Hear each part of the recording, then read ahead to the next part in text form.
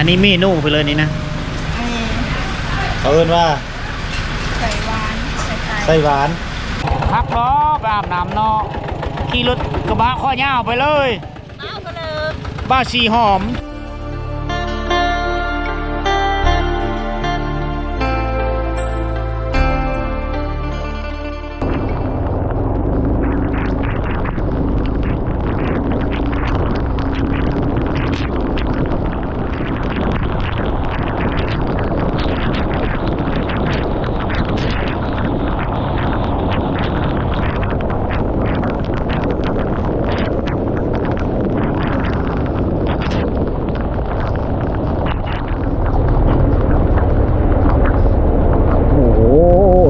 รถติด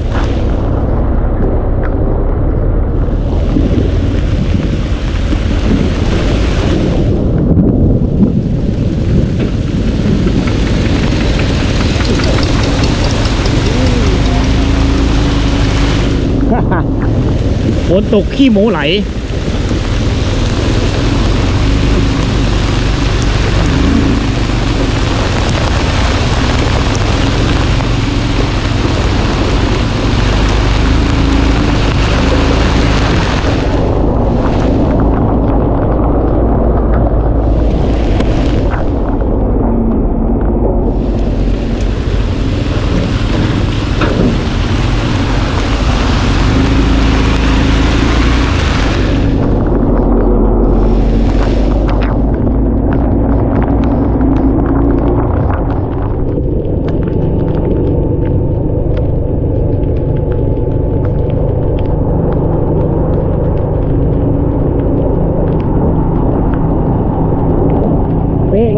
เปียกแล้ว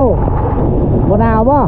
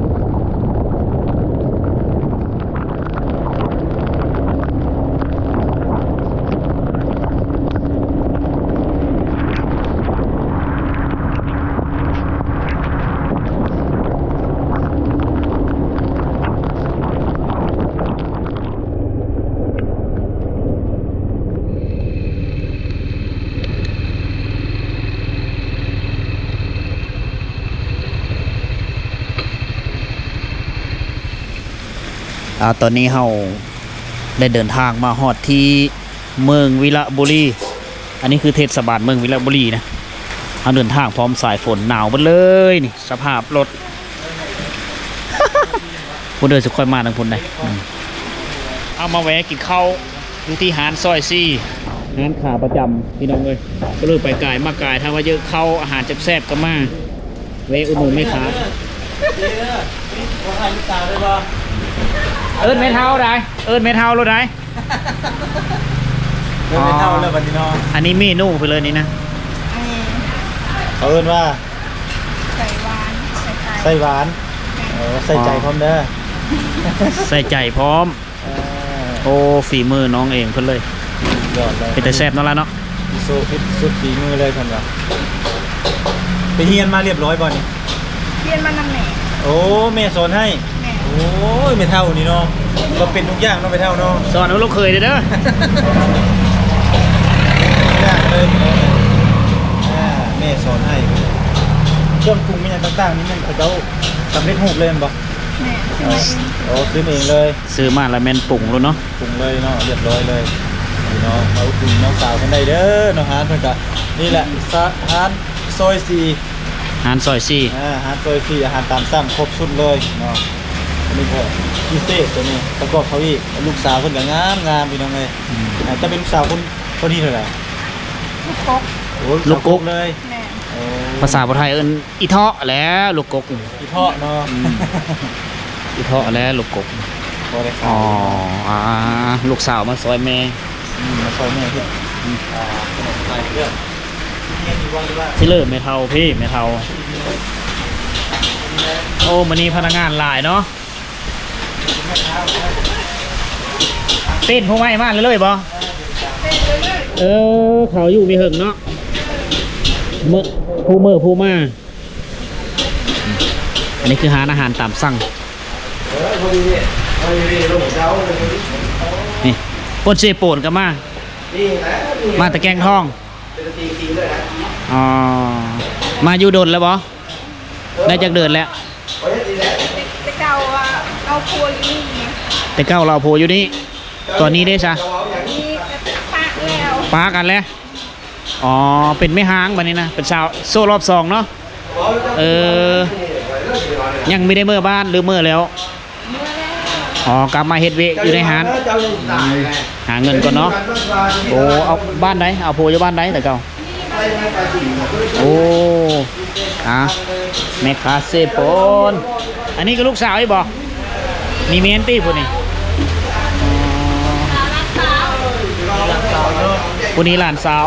โอ้มีแต่คนกันเองเลยเนาะพนักงานหา โอ้อันนี้สูตรน้ำซุปได้นี่เนาะ โอ้หิวข้าวเด้ โอ้ยพี่น้องนี่เอ้าตามติดถึงก้นครัวเลยมื้อนี้ทางนั้นประเดชเฮ็ดข้าว โอ้ ผั อั ด นนี้เฟอ อาหารตามสั่งทางนี้เป็นเฟอข้าวเปียกเนาะน้ำตกก็ได้มื้อนี้บ่ดอกน้ำตกนี่ฝนมันตกก็แห้งแล้ว น่ะน้ำใส แม่ค้ากระใจดีงามเนาะพี่น้องเนาะพูนงามมาลีพูนน่ะพูนลูกสาวพอได้ยกพอได้แซว เขาสิพักผ่อนเติมพลังงานก่อนนะคนเดียวเขาสิเดินทางไปเขตชนบทของเมืองโมลพาอีกรอบหนึงนะยังหลายๆหมู่บ้านที่เขามีท่านได้ไปเขตเมืองโมลพาวันนี้ก็ไปท่ามกลางสายฝนตกลิ่นฝนฟอยช่วงเขาก็ไม่ได้อยู่เพื่อเก็บภาพบรรยากาศในช่วงฤดูฝนมากครับพ่อแม่พี่น้องเขาตามเคยเขาพักผ่อนเข้าได้หอเดินทางนะแล้วเนาะ มันอยู่ใกล้ช่องก่อน โอ้ถ้าอยู่ไกล2ก้อนถ้าอยู่ใกล้ก้อนนึงอันนี้อยู่ใกล้ป่ะ นี่ก็หนา โอ้ตัวหน้านี้โลดเนาะ อยู่ไกลแต่แทนไหมเขาโอ้ อยู่ไกลกระเทียมเนาะ ไปส่งให้ไอ้เด้ออยู่เมืองพินเด้อ ส่งอยู่เมืองนอกก็ส่งบ่ ฝากคนส่งไป ถ้าคนส่งไปฮอดคนสิบ่มุ่นมันบ่เทียนถ้าส่งเมืองนอกนี่เทียนยังไงบ่อย่างไรแล้วเทียมห้อยยิ้มเจ้าก็พอละแน่ ไปเฮ็ดเธออยู่เมืองนอกแล้วนี่อาหารนำมาเลยพี่น้องอันนี้คือข้าวผัดผัดทะเลไข่ดาวชิมีมาแต่งพร้อมกับน้ำสดฮ้อนๆเดินทางแข่งฝนมาไม่เมื่อยสีหนาวมาพี่น้องมาเดินมากินข้าวตรงกันเด้อที่หาดซอย4เมืองวิลาบุรีแขวงสวรรณเขตเป็นร้านขาประจำแวะกินตลอดเพราะว่ารสชาติถึกปากถึกคอดีนะถ้าว่าเลืมไม่ทันชิมกะมาชิมเบิ้งอาหารจะเป็นเฟอร์คาเป้ก็มีได้กินพ่นฮ้อนฟอนพ่นเมา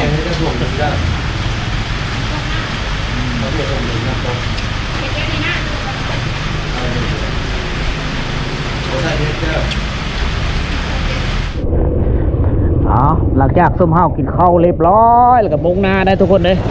เริ่มต้นเอาเดินทางจากเทศบาลเมืองวิไลบุรีมุ่งหน้าพูแล้วเขตชนบทออกเมืองโบรพาแขวงขมนทุกคนเขาจะไปเส้นทางเก่าเส้นทางเดิมนะ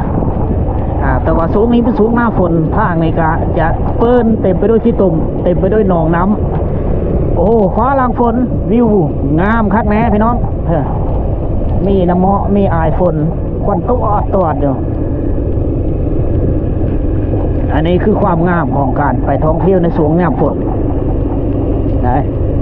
เดินทางลำบากแต่ว่าก็คุ้มค่าชาวบ้านแถวนี้เนี่ยเขาเจ้าหาหน่อไม้มาขายตามเทศบาลเมืองเลยหาเครื่องป่าของลงมาขายสีเย็นๆพี่น้องเลยฝนตกถ้าเขาซื้อไปนี่จะมือเสียปูนแต่เส้นทางเข้าไปนี่เลี้ยวซ้ายพี่น้องเลี้ยวซ้ายเดิม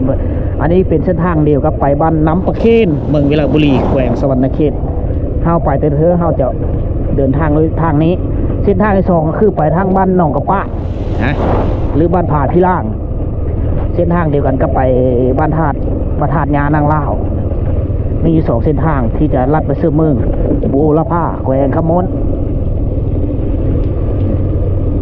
เอาซื้ออย่างไปเลยมื้อนี้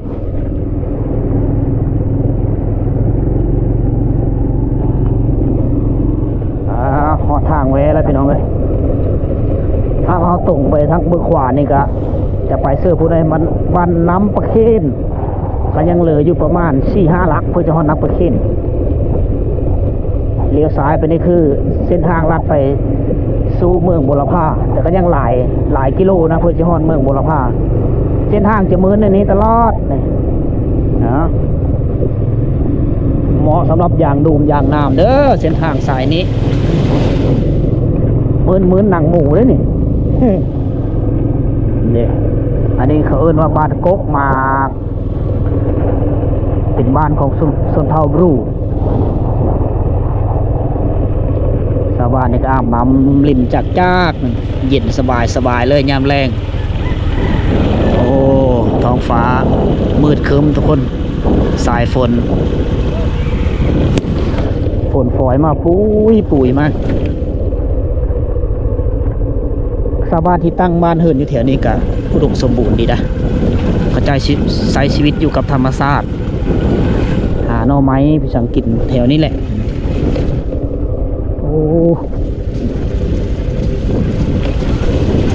น้ำนี่ยังไม่ทันมาหลายนะตกไปหอดเดือน9 เดือน10นี่น้ำห้วยตัวนี้มันจะไหลแห้งอันนี้ไหลค่อยๆอันนี้คือบ้านกกมากเด้อบ้านกกมากนี่เป็นบ้านสุดท้ายของเมืองวิลาบุรีแหละของแขวงสวรรณเขตเท่าวิทย์บ้านนี้จะฮอดบ้านลูกปุ้มเนี่ยก็เป็นบ้านทำอิฐของเมืองบุรพาแขวงขมนทุกครั้งที่ไปบุรพาเนี่ยเขาจะผ่านผู้ด้วยนี้ผู้ในนี้ในช่วงหน้าแล้งมันจะเป็นขี้ฝุ่นขี้นั้นได้ขี้ตบขี้ฝุ่นขี้ดินเหตุการไปการมาในยุ่งยากเติมรถบางคันกับปีนอยู่นี่รถจักรก็ล้มหลายคันได้อยู่นี่รถไถนี่ลากได้เลยได้ขึ้นขวามือจะมีน้ำตกนะวันยามฝนมันมีแต่น้ำกับน้ำเลยแถวนี้งามเลยอันนี้คือความงามของฤดูฝนน้ำตกใสงามพี่น้องโอ้น้ำอยู่นี้ยังมีหลายเนาะน้ำไม่ทันหลายเดินหน้าเดินฮื้อเนี่ยโหน้ำนี้ทำห้องมาเคืองฝั่งแน่นอน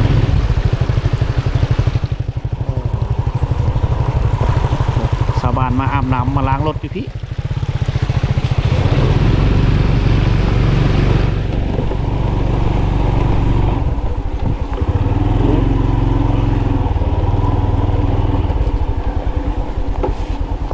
โอ้อาบในนั้นรถเนาะเปยในนั้นรถเดอะเนาะ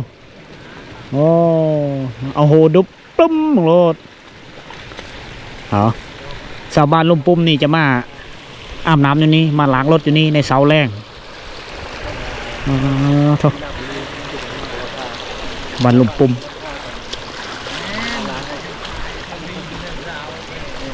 โอ้รถมาล้างอยู่พี่เนาะคักเนาะรถตัวเนาะ ลุยขี้ต้มแต่คักลุยน้ำก็คักนี่ เต้เนาะ แต่งเอาพอโทบน เห็นแต่ทางเมืองนอกแล้ว เอาแห่นขึ้นสูงกันเลย รถแบบนี้ละเกินมารถแก่กล้วย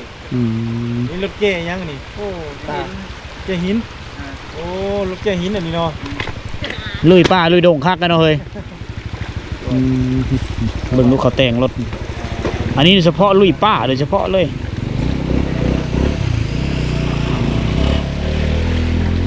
โอ้คันหนึ่งขึ้นไปล้างก็ถึงอยู่บ้านเลยตัวบ้านลุงปุ้มบ่เออ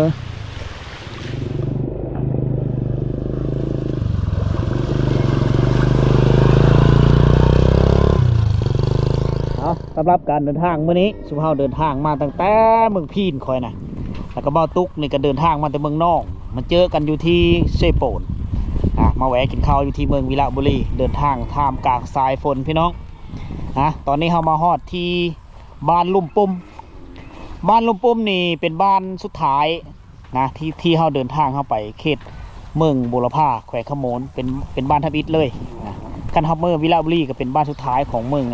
บุรพานะเป็นบ้านที่ติดยอดกับเขตแดนระหว่างวิระบุรีกับเมืองบุรพาทุกคนเป็นหมู่บ้านของชนเผ่าบรูนะแถวนี้ที่ตั้งที่ฐานพลลำเนาอยู่ตามหัวภูต่างๆอาชีพหลักของคนเขตนี้ก็คือเฮ็ดไฮทุกคนเลยแถวนี้มีเนื้อที่หน้าได้เขาตั้งบ้านเฮินห่างกันดอกคอยไม่เคยแวะจักเธอบ้านนี้มื้อนี้เป็นมื้อแรก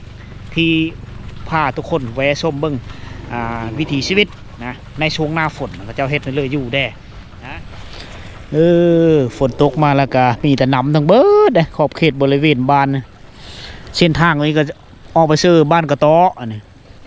ไปบ้านกระต๊อไปพวกแหละลัดซื้อบ้านเพลบ้านน้ำจลาออกไปซื้อห้วยทานนะลงลัดซื้อไปฮอดเมืองบุรพาคือกันนะแต่ถ้าไปเส้นนี้ไปเมืองบุรพามันจะคือกว่าอันนี้ไปหินลับไปจะนู่นไปห้วยแฮดเช่นเดียวกันนี่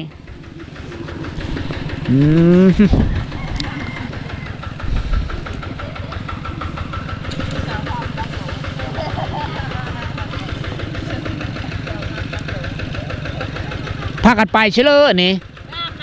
อาบเชลเลอร์ทางมาผู้อยู่ห้วยนั่นนะเนาะมีได้น้ำอาบอยู่บ้านเนาะเชื่อมันในท่าเดียวเชื่อยาเนาะอาบแต่โหยเคยอาบโหยเคยอาบน้ำโหยจังสีได้ไปเพื่อนเป้าหมายก็คือเอาเครื่องเอาของเอาสิ้นผ้าหน้าแพร่ลงไปซักเครื่องอยู่พุ่นละบ้านที่เขาเจ้าล้างรถว้าว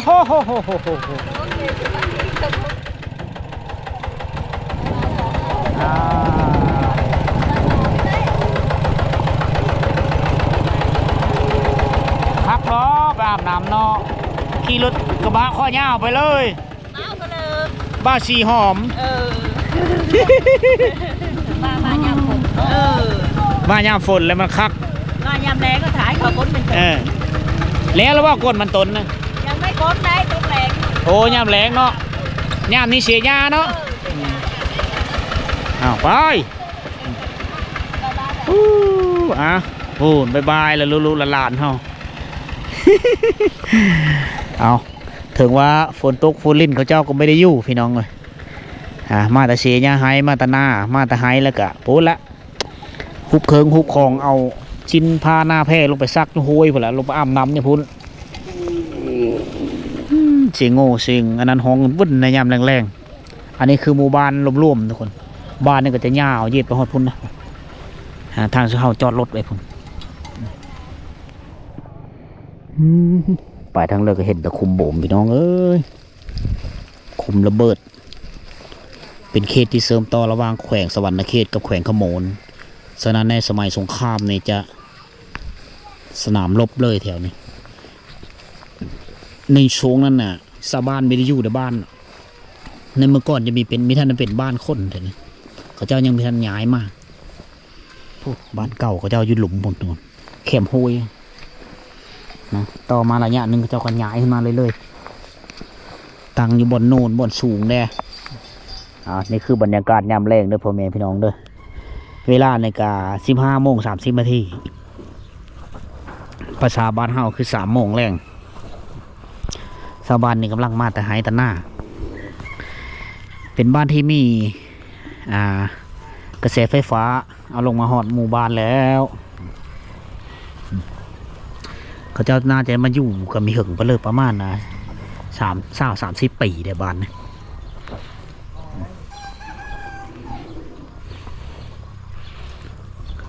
นั่งค้างหัวขนาดเตะเป๊ะ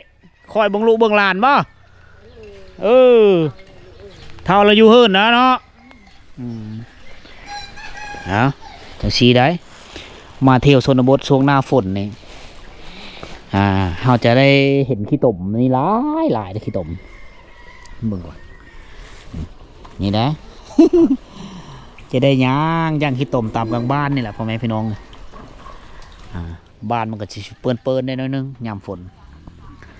แต่คุมโบมนี่ก็หลายได้ยามแรงก็เคยได้เบิ่งยามฝนก็เคยได้เบิ่งน้ำเดียวสภาพดินฟ้าอากาศปีเลือฝนตกหลายแห้งเต็กลมจมกว่านี้นะว่าแต่เอาลงตะเฮินไปก็แม่นยีบขี้ตมเสียงไก่หันวุ่นในยามแรงแต่ต้นไม้กินมะเขาเจ้าก็หลายได้เขาเจ้าก็ดุมันดีได้เดี๋ยวแต่ว่าเนื้อที่มันต่ำดินมันโบมนำแถวนี้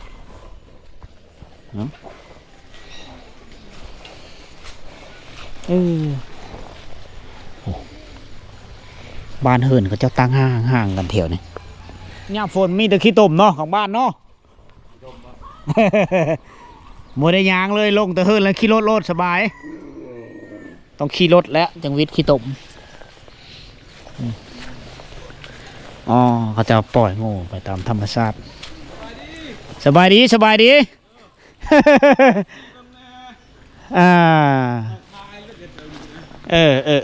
เกิดพายเนาะเย็บตีนแหน่ยางดูโพดขี้ตมกัดมันเย็บต่อไม้เด้ต่อไม้บุรีเนาะเจ็บตีนไอ้ยึงสอดปุ๊ดบ่แมนเย็บต่อไม้ยาวเติบเนาะยาวเติบแล้วปอตัวเย็บอยู่ใช้อยู่ให้ลบปอตัวผู้พี่น้องไปปาดชีเธอแล้วผู้ตีนเราเย็บต่อไม้สอดปุ๊ดโดดแล้วบ่จักเดินเลยปีปลายเลยโอ้ยังมีดีเนาะโดดมาแล้วบ่ได้เป้าบ่มันทึกเอ็นได้เนาะเดี๋ยวขออนุญาตเลยเป็นปีแล้วเนาะปี3 เดือนนะปี1 ปีกับ3 เดือนกันบริยักที่ได้เฮ็ดเลยยามฝนนี่เจ้าลงไปเบิ่งได้น้ำคัดน้ำอันนั้นเฮาได้น้ำขี้ตมเฮาแห้งเต็กติดเชื้อไป6 หมอแม่นบ่ซีเธอเลยเขาปาดไปปาดอยู่6 หมอลาเวทโดยฉี่เธอพาปาดเอาว่าขออนุญาตนะปาดเอาหนองมันอ้อเนาะเอาน้ำเปิ้นเอาเย็บไหมทุกคนมันถือเส้นแล้วมันนานดีอยู่นี่เหินเจ้าเนาะไปเฮ็ดไห้เฮ็ดสวนกันจังซี่แหละขาดสิเจ็บเนาะเย็บต่อไหมพี่น้องเป็นแต่อีตนเราไม่เคยแวจักเธอหามาเบิ่งแล้วก็เรียบง่ายดีได้หมู่บ้านเป็นพี่น้องของชนเผ่าบรูน่าจะเป็นชนเผ่าตรีแต่ว่าในเมื่อก่อนน่ะสังเกตเห็นคุมโบมหลายเมื่อก่อนกันล้วนแล้วแต่สมรภูมิลบทั้งหมดแถวนี้ดิอันนี้ก็ฟุ้ยน้ำมันนี่ก็ฟุ้ยน้ำมันในป่างสงครามเพื่อนเอามาใส่เป็นมุงคอเป็ดคอไก่เพื่อนนะใส่เกิดผลประโยชน์ในยุคปัจจุบันนะเขาเจ้าก็อยู่แบบนี้นะโซลายก็ไม่ได้ไปแล้วไม่ได้ไปให้ไปโซนแหละยามฝนฟ้าลมฝนตกมาพักผ่อนอยู่เพื่อนนี่อยู่กันแบบนี้ อันนี้จะเป็นเราเข้าเขาเจ้าก็ยังต่ำเข้าอยู่นะสังเกตเห็นสระอยู่ถึงว่าสิมีไฟฟ้าแล้วก็ตามแต่ว่าการดำรงชีวิตยังเป็นแบบดังเดิมอยู่นอกจากการเฮ็ดไฮไถนาแล้วก็เลี้ยงสัตว์เลี้ยงแบะไปนำเขาเจ้าค่ะทั้งนี้แล้วบ้านเกิดเมืองนอนคอยตะกี้กะอยู่กันแบบนี้แหละจะด้วยบ่กินข้าวบ่ได้อาหารเพลอบ่ได้เอาบังกินโอ้นั่งยังเฮ็ดกินเนาะเอาบังเนาะโอ้หลายคนนะลินี่โอ้หลายอยู่ทางลูกทางหลานจักคนสมาชิกอยู่เฮิน6 7 คน 8 คน 9 คนหมดแล้วต่อตัวหลายคนเนาะ2-3 ครอบครัวอยู่น้ำกันจักครอบครัวนึงเขาเอาโพมาแล้วนี่ก็หันกันดิเมื่อเฮินโพบอกเอาเลยหามาลิ้นได้หลานน้อยแล้วห้องเก่งเลยวันเธอกินข้าวกับยังเฮ้ยแจ้วจำแจ้วมาแต่เลยโง่บ่ตาจ่าบังแหละโอ้คักเนาะเอาบังพอเลยเอาบังอะไรบังห่อ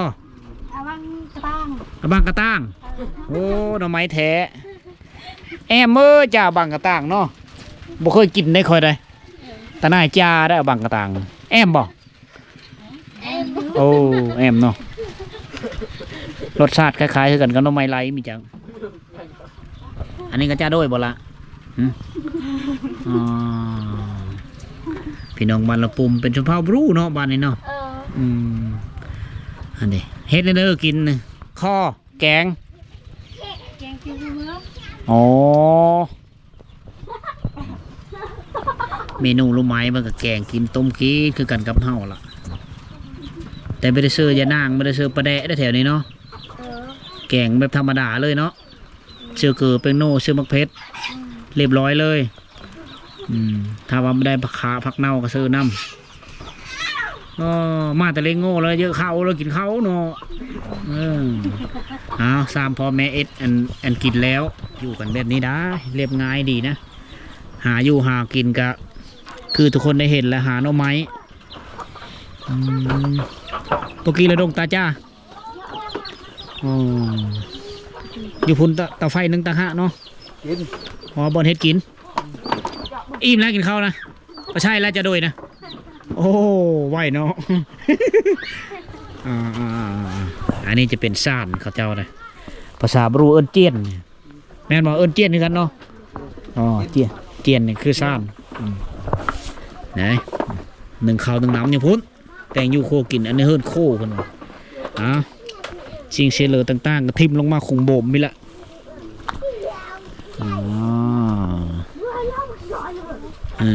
ฝนตกพักกันอยู่บ้านเขาเจ้าก็ได้อยู่เฮิร์นหลังนั้นก็ได้น้อยเฮิร์นนอนอยู่พี่แต่งอยู่โคกินอยู่พุ่นเนื้อที่ทำการผลิตเขาเจ้านี่ย่อมรับว่ามันกว้างได้ปุ๊เห็นบ่เนื้อที่กว้างขวางป่าดงพงไผ่ยังกว้างแถวนี้ที่ทางเฮ็ดที่ทางสร้างสาถ้าว่าเฮาดุมันปุเฮ็ดสวนปุทุกสิ่งทุกอย่างก็ได้นะจะปุอันอย่างพาราบอจะปุกาแฟแถวนี้เป็นเขตที่อากาศหนาวกันสถานปุเผื่อก็งามแถวนี้ฝนตกดีเขตเมืองบูรพาเนี่ยเขาเจ้าก็มีรถไถนี่คอยเฮ็ดไปแหละได้จากกันปุมันต้นขายมันตาจ้าบ่คอยด้วย1 ข้าว 1 น้ำอยู่พี่เพิ่นยังมุ่งพาบัดเอาตีรถไถมาปุ๊ยามฝนปุ๊พักปุ๊นี้ได้จะได้กินถ้าปุ๊ซื้อขี้ดินนั้นแล้วมันจะโบ่มนำตีรถไถที่มีไซส์แล้วก็มาเฮ็ดประยุกต์ไซส์มันเกิดผลประโยชน์ลูกสาวบ่ลูกสาว1 ข้าวเนาะ บิ่งเด้อเบิ่งลูกสาวเด้อเอาขอเบิ่งอันนี้จะเป็นเฮือนซ่านบ้านซองเขาเจ้าไปได้นอนได้อยู่นี่เขาเจ้าแต่งอยู่โคกินอยู่นี้ซ่านเขาเจ้านี่เขามางปีละเธอนะฮอนยามเขากินจะแล้วเขาเจ้าจะมางเขาเจ้าถ่ายเขาเจ้าจะจำหีดจำคลองเอาหมูเห็ดเป็ดไก่มาจำ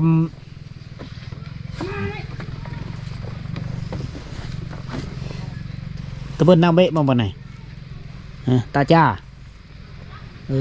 เอามันหนาวได้ฝีงไฟอยู่พีได้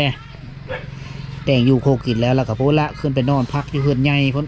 อันนี้เป็นเพลงเฮือนโคพี่น้องก็เจ้าก็เอาพายางเอาไปเลยมามุงไว้ที่ละเอาอยู่ตามสภาพแวดล้อมปีนี้นี่ได้เฮือนใหญ่ได้รถไถได้เฮือนใหญ่แต่เนี้ยเฮือนโคยังไม่ทันแล้ว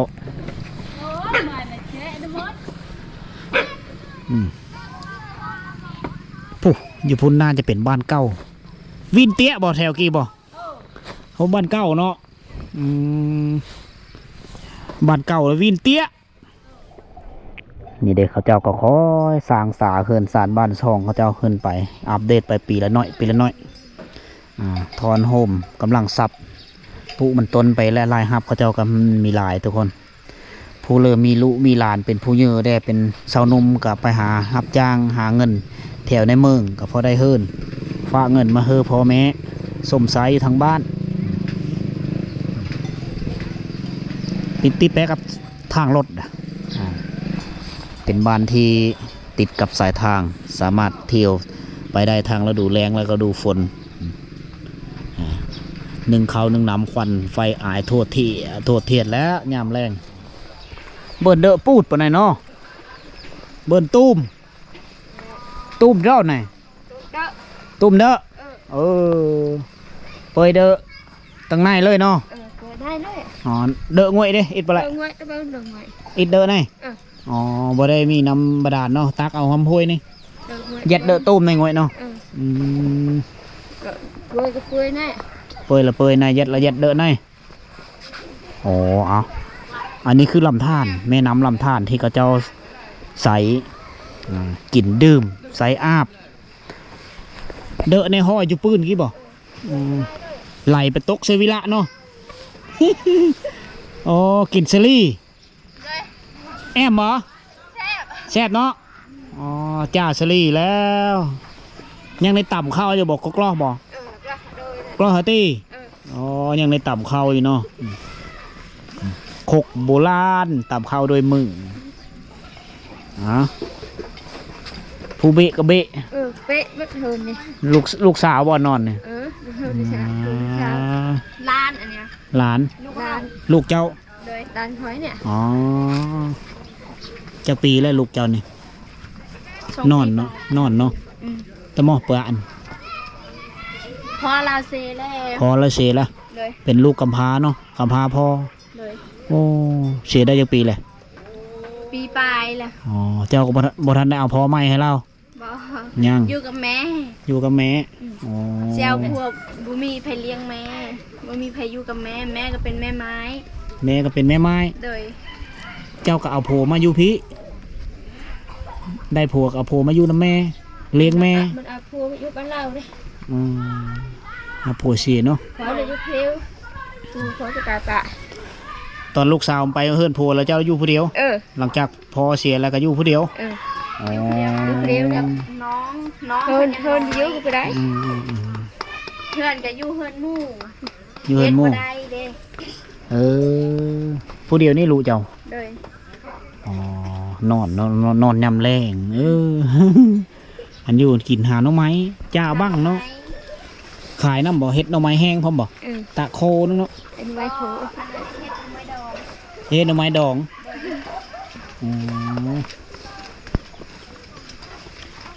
พ่อแม่ก็เป็นแม่ไม้ลูกสาวก็เป็นแม่ไม้โอ้ยวาสนาเลย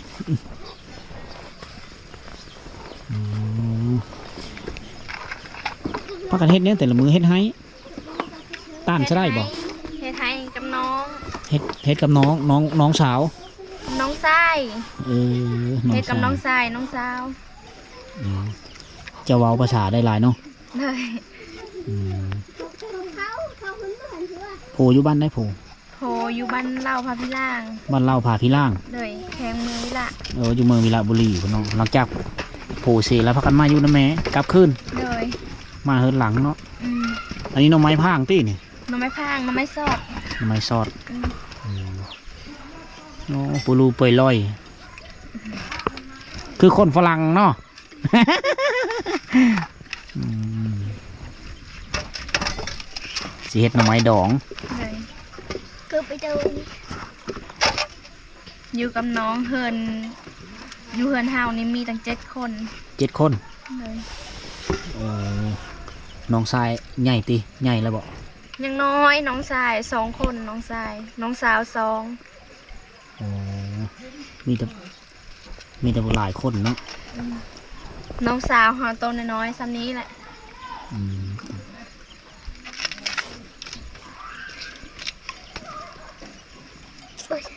แต่ละมือไปหาหน้องไม้นี่ เลย กุ้มกินเขาว โอ้บริกุ้มเลยปีนี้กะ ปีนี้มีกุ้มเนาะ เลย คนพันหลายได้ อืมลายจากยาหาเผื่อจากยาไปเนี่ยเริ่มมีจักแล้ว อืม คนผู้เดียว เป็นเสาหลักครอบครัวเจ้าเป็นเสาหลักครอบครัวให้พ่อให้แม่ เลย พ่อก็มีอยู่แล้ว พอเสียแต่โดนเลย อายผู้ใหญ่กับบ่มีเนาะ บอ เจ้าเป็นลูกกกบอก เลย เอาผัวแล้วก็มือเฮินผัวถ้าลูกเพื่อพ่อแห้งก็เนาะเพื่อนน้องชายใหญ่เอาแม่มาเฮินเนาะ โอ้โหพอแห้งเลย อืม นี่หลายปีพุ่นละ มาเจ้าหาพ่อไม่เฮ้ยไอ้นางแล้วก็เอาผัวมาอยู่พี่เอา โอ้ข้างเขาเลยจะเอาเบาเลย อืม คนคิดถูกคือเห่าไม่ได้เพิ่งแล้วอย่าเอาพอแห้งเลย อันนี้คือสภาพเพิ่นสารบ้านซองไม่เท่าเพิ่นพอเสียชีวิตได้หลายปีแล้วบ่ หลายปี หลายปีแล้วบ่ จนได้อยู่ผู้เดียวเนาะจนลูกสาวกลับมาอยู่นำอันนี้ลูกหลานอันนี้ ลูกหลานมัดหลาน อ๋อลูกหลานไก่ละม่อนก่อนเจ้า สาบูไปไก่ละม่อนก่อนเจ้า ซื้อในเลิศเจ้า ลบมา ล่มมา ลบ ลบ เลย น้องลบมา เลย จักปีแล้วอายุ โอ้ยประมาณ19เนี่ย 19 ปี 19เนี่ย 19 ปีแต่งงานได้ระยะหนึ่งเกิดลูกนำกันมีผู้หนึ่งพอดีผู้สามีเสียชีวิตป้าเลยกลับฮุบเคืองฮุบของมาลุงตุงติงมาเบิ่งทางแม่แม่ก็ไม่มีผู้อยู่เนาะก็เลยมาอยู่น้ำแม่ คอยถกไปคอยถกคอยยะ เอา เพื่อนก็เก็บอยู่ยัด มาวันนี้ไม่ได้ถือพี่สังมาเฮอเด้อเอาไว้มื้อหน้าเด้อ มามื้อหน้าถ้ามีเครื่องฟ้าของตอนอย่างเอามาเยี่ยมยามมาเห็นแล้วก็เป็นตะอีตนสงสารทุกคนนี่สภาพเพื่อนสารบ้านซองคือทุกคนเห็นนี่แหละชีวิตแม่ไม้นายทั้งพ่อนางทั้งแม่ทั้งลูกเห็นนั่นเลยชื่อเจ้าฮะ ชื่อทอง ชื่อใด ชื่อทองไร ทองไหลแม่เท่าทองไหลเอาแม่เท่า หูยังเบา ก็ได้คำนี้แล้วเพิ่นเว้าเนาะ ได้มาเป็นคนสิจิตนะ โอ้เราสุขภาพจิตเรามีอุดมสมบูรณ์ตามเพลงเราแล้วเนาะแต่ละมือเจ้าเพิ่นเป็นผู้หาอยู่หากิน เลย หาเงินหาข้ามเลี้ยงครอบครัวหาเครื่องป้าของโรงขายไปน้ำเนาะแต่ละเธอเนาะแต่ละเดือน หารับจ้างเท่านั้นแหละ อ๋อพอเนี่ยนำหน้ารับจ้างนำหน้าก็ได้ไปบอก บ่ไปไกลบ่ได้ไม่ได้เพื่ออยู่กับแม่ มีผู้ ไม่ อ ได้ ยู่ เพื่อเบิ่งลูกน้องก็ยังน้อย ได้จ้างเพลแต่ละเธอไปแต่ละเธอ เสียหญ้า เสียหญ้าให้เขา เสียหญ้าให้ เสียหญ้ามันต้น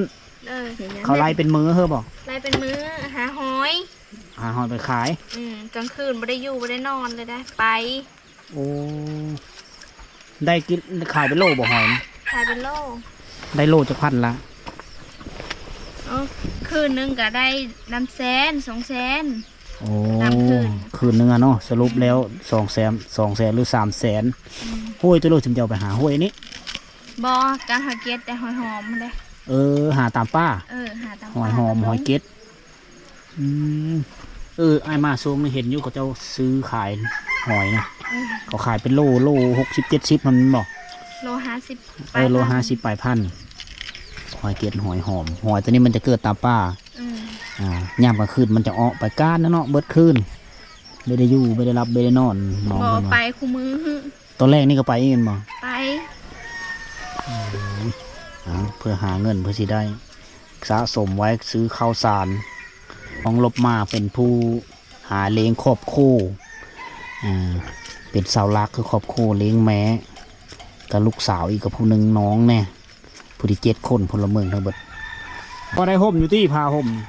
ห่มไปกันนานๆเลย พอได้ดึงพุ่นคว้าพี่นะห่มน้ำกันเนาะ2 คนพื้นหนึง อันเนี้ยบางคนหาเงินบ่ได้ สู้ๆเด้อมาเมื่อหน้าจะมาแวะหยาบไม่เด้อ เลย มาแต่เมืองวิละบุรีไปตลาด เอาไปขายอยู่บ้าน เอาเพลือไปขาย ไข่ ได้เพลือไปขาย นี่เด้ เปล่าเครื่องเมื่อขายอยู่บ้าน ซื้อหนังเค็มแน่ เมื่อบ้านเลยเมนี่ มันเคะ บ้านเค รถคืออย่างไร โอ้บ้านเคบ้านช่วงสิไปตัวนี่บ้านเคเนาะบ้านที่มีไฟฟ้าใช้ ย่าง โมมีสัญญาณโทรศัพท์ โอ้ยทุกอย่าง ทางเป็นอะไรทางเขาคักบ่ไปได้อยู่เนาะ ได้ อ๋อ มื่นเนื้อรถจักร รถจักรสบายเนาะ มื่นเนื้อรถจักร โอ้รถไถเฉพาะเจ้าจะเอารถไถมา เราจะไปรถจักรไปไม่ได้ อ๋อทางมือเนาะเปิดซิเบอร์บานคี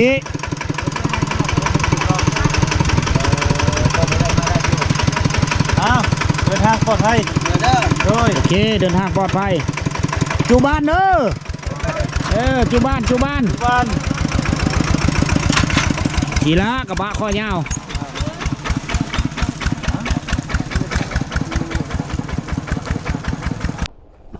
อันนี้คือบ้านลมปุ่มพี่น้องน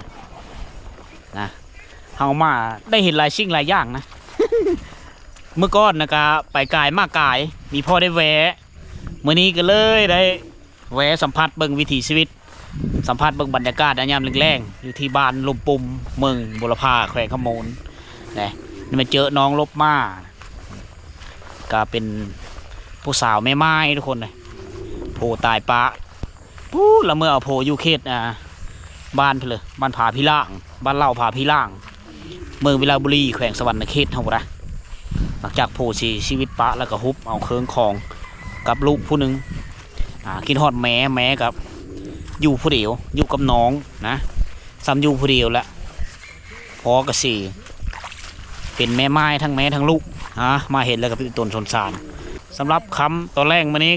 จะเดินทางไปบ้านต่อไปก่อนกับชิ้นนี้มีเพื่อลายพบกันใหม่ในวิดีโอต่อไปนะ